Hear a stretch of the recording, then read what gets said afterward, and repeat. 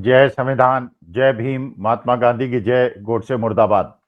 देखिए, वैसे तो हमारे देश की वित्त मंत्री निर्मला सीतारमण जी ने इस बात की गुंजाइश ही नहीं छोड़ी है कि मध्यम वर्ग, अल्प मध्यम वर्ग कुछ बचत कर सके।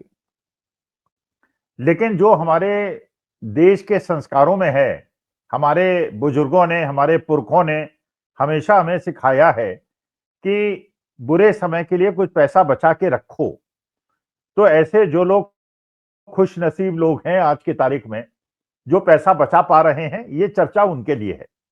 वरना हालत तो ये है, जो मध्यम वर्ग का आदमी है, वो आय वृद्धि न होने की वजह से, नौकरी न मिलने की वजह से, नौकरी में वृद्धि न होने की वजह से पैसा बचाने की स्थिति में नहीं है। और ज्यादातर लोग ऐसे हैं जो आजकल गोल्ड गिरवी रखकर लोन ले रहे हैं, गोल्ड लोन ले रहे हैं, अपने प्रोविडेंट फंड से पैसा निकाल रहे हैं और अपने एजुकेशनल लोन और हाउसिंग लोन में डिफॉल्ट कर रहे हैं। वरना अभी तक ये माना जाता था कि जो मध्यम वर्ग है, अल्प मध्यम वर्ग है, वो लोन्स का डिफॉल्ट नहीं करता, बैंक से पैसा लेता है तो उसको वापस करता है। और ये तो शगल है उन लोगों का, बड़े बड़े पूंजीपतियों का, जिनके 17 लाख करोड़ माफ हो जाते हैं और जिनकी देनदारी 15,000 करोड़ से घट के 1,000 करोड़ में लोन बैंक सेटल कर लेते हैं। लेकिन अभी तक जो मध्यम वर्ग था, अल्प मध्यम वर्ग था, वो पसीना बहा के पैसा वापस करता था। लेकिन माइक्रो फाइनेंस, एजुकेशनल लोन्स और छोटे छोटे लोन्स में जैसे डिफॉल्ट हो रहे हैं, तो इसका मतलब जो मध्यम वर्ग और अल्प मध्यम वर्ग है उतना ज्यादा पिस गया है तनख्वाह न बढ़ने की वजह से, खर्चे बढ़ने की वजह से, कि वो पैसा बचा नहीं पा रहा है। लेकिन तब भी चलिए, जिन लोगों ने पैसा बचाया है, पैसा बचाना तो देखिए आवश्यक है। अगर आप पैसा नहीं बचाएंगे तो हम लोग उसी परिस्थिति में पहुंच जाएंगे जैसे अमेरिका में, यूरोप में, अफ्रीका में। वहां पे लोगों की आदत है खर्च करने की, बहुत ज्यादा खर्च करने की। और होता क्या है कि जवानी में जितना कमाते हैं उससे ज्यादा ऋण ले लेते हैं, खर्च करते हैं, स्टेटस सिंबल बना लेते हैं और समाज में दिखाने के लिए कि मेरे पास बहुत पैसा है, बहुत पैसा खर्च करते हैं और उनका बुढ़ापा कष्ट में कटता है। लेकिन भारत के अंदर और चीन के अंदर कम से कम 2 देश ऐसे हैं जहां इस मामले में संस्कृति मिलती है कि हम लोग सेविंग पे ज्यादा ध्यान देते हैं। तो एक जमाने में, आज से 12-14 साल पहले, जहां हमारा सेविंग रेट 30% हुआ करता था, अब वो घट के करीब करीब 18% आ गया है। इसका मतलब लोगों के पास पैसा बचाने की क्षमता ही नहीं बची है। लेकिन देश के अंदर सोशल सिक्योरिटी नहीं है। देखिए, अमेरिका, यूरोप के अंदर कम से कम अगर आप मेडिकल इंश्योरेंस ले लें तो सारा का सारा आपका सोशल सिक्योरिटी का खर्चा, अस्पताल का खर्चा, क्योंकि सरकार उठाती है इसलिए टैक्स ज्यादा है, मेडिक्लेम ज्यादा है, मेडिकल इंश्योरेंस ज्यादा है। लेकिन एक बार अगर आप बीमार पड़ भी गए और करोड़ों रुपए का भी खर्चा आ गया तो सरकार वहन उसका करती है। भारतवर्ष के अंदर जो सबसे बड़ी समस्या है, हमारे यहाँ मेडिकल इंश्योरेंस के नाम पे धोखाधड़ी होती है।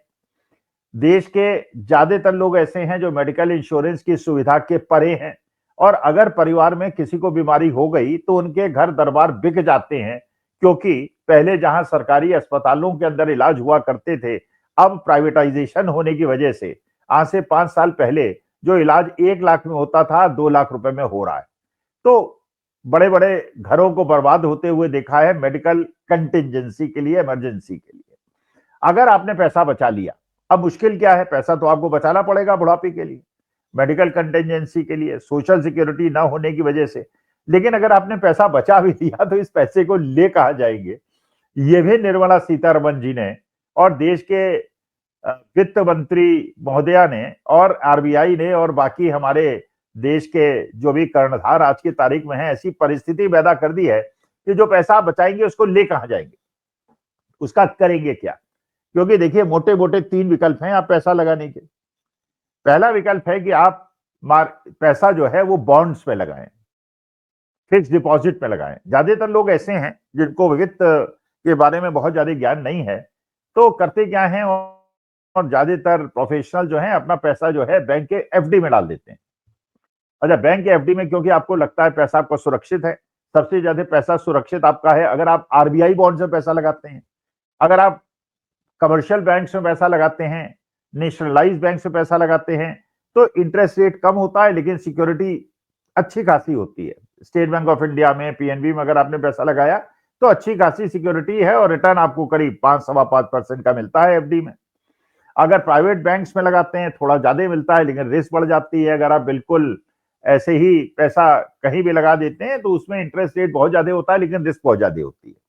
अब सवाल यह है कि अगर आपने एफडी में पैसा लगा दिया और आपने देखा कि पिछले 15 साल के अंदर इंटरेस्ट रेट जैसे बैंकों ने घटाए हैं, तो जिस एफडी में आपको 8% तक इंटरेस्ट मिला करता था, आज के तारीख में 5.25% का इंटरेस्ट मिलता है। तो मान लीजिए एक आदमी को 1 करोड़ रुपए जब वो रिटायर हुआ मिला। अब 1 करोड़ रुपए अगर आपने 8% इंटरेस्ट पे लगाया होता 12 साल पहले, तो आपको 8 लाख रुपए का इंटरेस्ट एक साल में मिलता, 70-80 हजार रुपए मिलता, आपका घर के खर्चे अच्छे खासे चल जाते।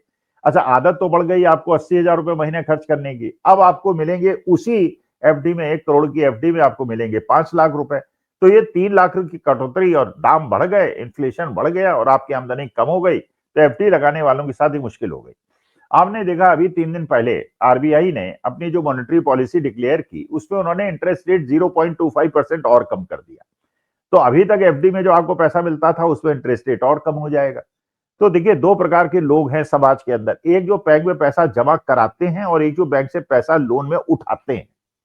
आप अपना भी एग्जाम्पल ले लीजिए भाई, जो मध्यम वर्ग के लोग हैं, अल्प मध्यम वर्ग के लोग हैं, ज्यादातर वो पैसा जमा कराते हैं। और जैसे बैंक अकाउंट्स खुलवाए गए थे देश के गरीब लोगों के, तो जो भी 2,000, 4,000, 5,000 रुपए लोगों के पास था, उन्होंने बैंक में डिपॉजिट कर दिया। बैंक के पास पैसा आ गया, सरकार के पास पैसा आ गया और वो लोन देके उन्होंने बड़े बड़े पूंजीपतियों को लोन दिए और माफ कर दिए और वो पैसा उड़ा खाया। अब ये पैसा तो बैंक के पास आ गया, लेकिन अगर आज की तारीख में आप इंटरेस्ट रेट कम करते हैं, आरबीआई इंटरेस्ट रेट कम करता है, तो जो पैसे का उपभोग करने वाला है, जो इंडस्ट्रियल लोन लेने वाला है, जिसका बड़े बड़े लोन 5-5, 10-10 हजार करोड़ के वो लोन लेता है और उसके बाद वो ऋण उसके माफ हो जाते हैं और सेटल हो जाते हैं 1/10 भाग में, उसे तो फायदा हो गया। क्योंकि उसका जो अब नया लोन लेगा 100 करोड़ का, पहले अगर वो 8% पे लोन मिला करता था, अब उसको 7.75% पे मिलेगा, तो उसका तो 0.25% का इंटरेस्ट का फायदा हो जाएगा। और 0.25% इंटरेस्ट फायदा होगा तो उसके प्रॉफिट बढ़ जाएंगे, प्रॉफिट बढ़ जाएंगे तो शेयर प्राइसेस बढ़ने की संभावना होगी और शेयर प्राइसेस बढ़ा के ये दिखाया जाएगा कि हमारी इकोनॉमी बहुत अच्छा काम कर रही है। जबकि वास्तविकता ये है कि वो इसलिए हुआ है क्योंकि आपने जो कॉर्पोरेट टैक्स था 6-7 साल पहले, वो कॉर्पोरेट टैक्स आपने कम कर दिया, तो जो बड़ी बड़ी इंडस्ट्रीज थी उन पे टैक्स कम लगा, टैक्स कम लगा तो प्रॉफिट ज्यादा हो गया और शेयर प्राइस को उसका फायदा हो गया और बड़े बड़े पूंजीपतियों के शेयर प्राइसेस बढ़ गए, उसकी वर्थ बढ़ गई। लेकिन ज्यादातर लोग ऐसे हैं जो बैंक से लोन कम लेते हैं। भाई इतने बहुत कम लोग होंगे, 5% लोग ऐसे होंगे जो एजुकेशनल लोन लेंगे या हाउसिंग लोन लेंगे या कार लोन लेंगे। बाकी लोग तो हैं बैंक में पैसा जमा कराते हैं अपने पैसे को, बचत को सुरक्षित रखने के लिए, और लोन नहीं लेते। तो उनका तो 0.25% का इंटरेस्ट कम हो जाएगा, उनकी तो घर की इनकम कम हो जाएगी, तो अमीरों को फायदा हो जाएगा और गरीबों को नुकसान हो जाएगा।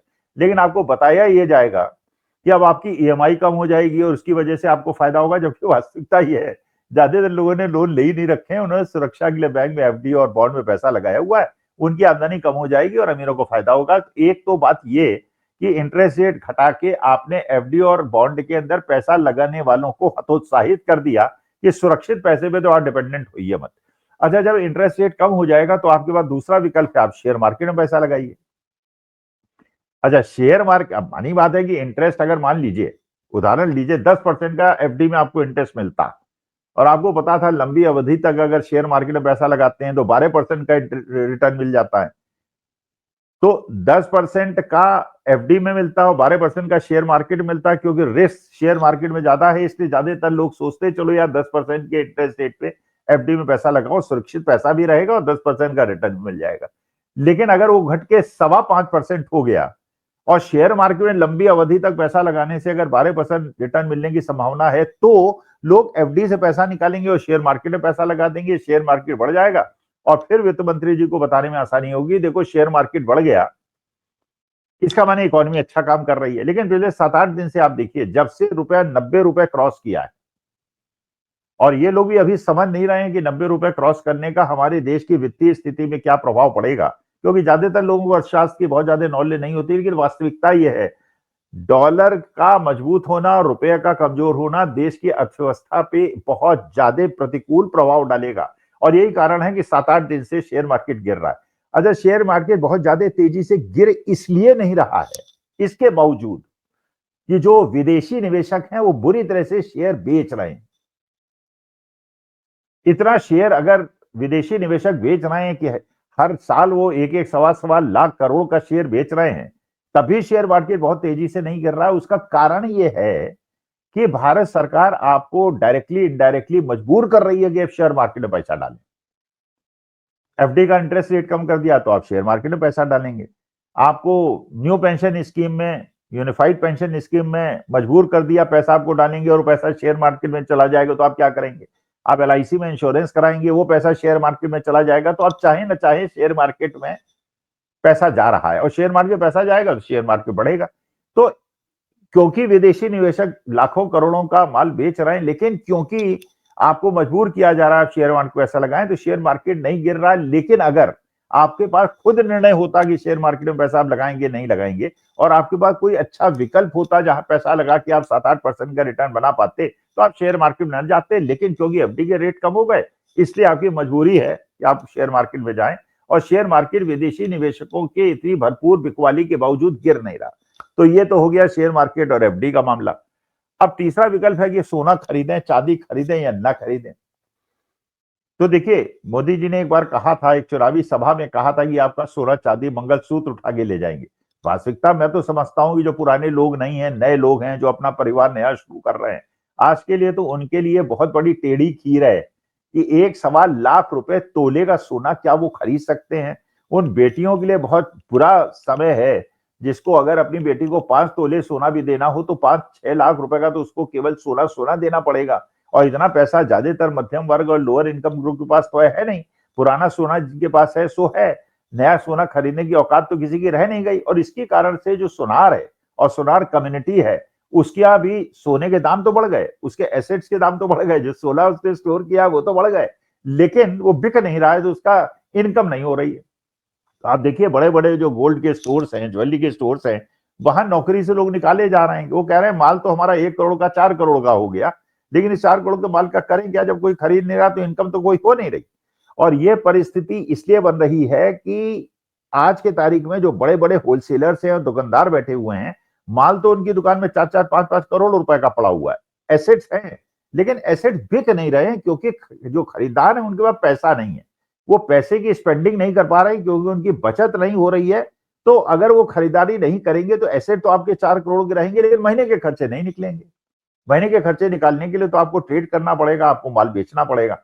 अच्छा, सोने चांदी के दाम जो भयानक रूप से पिछले 3 साल में बढ़े हैं, जिसके कारण रूस और यूक्रेन का युद्ध भी है, पैलेस्टीन और इसराइल का युद्ध भी है, और इन सब युद्धों की वजह से जब भी एक ऐसी अनसर्टेनिटी आती है इकोनॉमिक सिनेरियो में, तो ये प्रवृत्ति होती है कि सोने चांदी को खरीदे। और जितनी भी नेशनल गवर्नमेंट है, चाहे भारत हो या चीन हो या रूस हो या जितने भी देश हैं, जब इकोनॉमिक कंडीशन डाउन ट्रेंड में होती है, परेशानी की संभावना होती है, लोग सोना चांदी खरीदते हैं। सोने के दाम बहुत ज्यादा बढ़ चुके हैं। अब इस बढ़े हुए सोने के दाम 1.25 लाख और 1,70,000 में अगर आप ये चीज खरीदेंगे तो इस बात की बहुत संभावना है कि आप बहुत ज्यादा नुकसान हो जाएगा। अब चौथा ऑल्टरनेटिव बचा रियल एस्टेट का, प्रॉपर्टी खरीद लीजिए। प्रॉपर्टी का दाम आप देख रहे हैं कि सारे बड़े बड़े टाउन्स के अंदर जो बहुत हाई ग्रुप की 5-6 करोड़ की प्रॉपर्टीज हैं, उसमें तो खरीद फरोख्त हो रही है, लेकिन जो मिडिल क्लास की प्रॉपर्टीज हैं और लोअर इनकम ग्रुप की प्रॉपर्टीज हैं, 1-1.25 करोड़ की, उसमें खरीदारी और बिकवारी हो ही नहीं रही है। इसलिए नहीं हो रही है कि दाम धराशायी हैं और इन्वेंट्री पड़ी हुई है, लोगों के बिल्डर्स के बड़े बड़े फ्लैट्स खाली पड़े हुए हैं। और बहुत बड़े इनकम ग्रुप में इसलिए हो रहा है कि जो लोग शेयर मार्केट में पैसा कमा रहे हैं या जो लोग अंधाधुंध भक्ति से पैसा कमा रहे हैं, उनके पास पैसा है और उनके पास 5-10 करोड़ की प्रॉपर्टी खरीदने के लिए परेशानी नहीं है। जो मिडिल इनकम ग्रुप 1-1.25 करोड़ वाला है, आज के तारीख में उसके पास कोई विकल्प ही नहीं है किराए के अलावा रहे मकान खरीदना। जिस आदमी की 1 लाख रुपए महीने की तनख्वाह है, वो 1 लाख रुपए महीने का ईएमआई कैसे दे सकता है जब तक कि वो बेईमानी न करे। और 90% जो नौकरियां हैं, सरकारी नौकरियों को छोड़ के वहां बेईमानी की कोई वो ही नहीं है। इसीलिए आप देखते हैं हमारे देश के एक ऐसे क्रिकेटर जो भारत रत्न भी प्राप्त हैं, और सुना है उनका नाम एप्स्टीन फाइल में भी है, वो अक्सर टेलीविजन में इंटरव्यू, वो आपको एडवर्टीजमेंट में बताते हैं पुराना सोना बेच दीजिए तनिष्क में, और तनिष्क, जिससे कि सोना इंपोर्ट नहीं करना पड़ेगा और देश की आर्थिक स्थिति मजबूत होगी। वास्तविकता यह है, अगर आप सोना तनिष्क बेचने जाएंगे तो पहले जो आपने 1 तोला सोना है उसे तो वो 900 ग्राम का कर देंगे मिलावट वाला बता के, और उसके बाद 15% के मेकिंग चार्जेस काट लेंगे।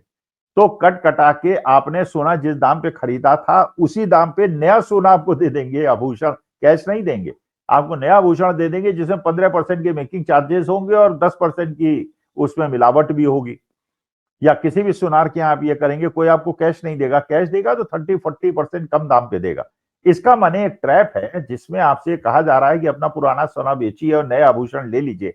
तो ना आप सोना खरीद सकते हैं, रियल एस्टेट आप खरीद नहीं सकते क्योंकि वहां बहुत बड़े डाउन ट्रेंड की संभावना है, शेयर आप खरीद नहीं सकते, शेयर मार्केट लगातार गिर रहा है, एफडी आप खरीद नहीं सकते। तो सरकार ने एक आपके लिए बहुत बड़ा प्रश्न चिन्ह पैदा कर दिया है, अगर आप पैसा बचाने की स्थिति में हैं कि बेटा अगर पैसा बचा भी लिया तो लगाओगे कहां। और इस प्रश्न का जवाब बहुत मुश्किल है, संभावनाएं बहुत लग रही हैं। पहले होता था एक विकल्प खराब होता था तो दूसरा विकल्प हो जाता था, इस समय आपके सारे विकल्प बंद हैं, मुझे ऐसा लगता है। और तब भी कहने वाले कहते हैं कि रुपया के गिरने से देश में कोई प्रतिकूल प्रभाव नहीं पड़ेगा हमारी इकोनॉमी। ऐसे इकोनॉमिस्ट को मेरा प्रणाम, नमस्कार, धन्यवाद और प्रणाम।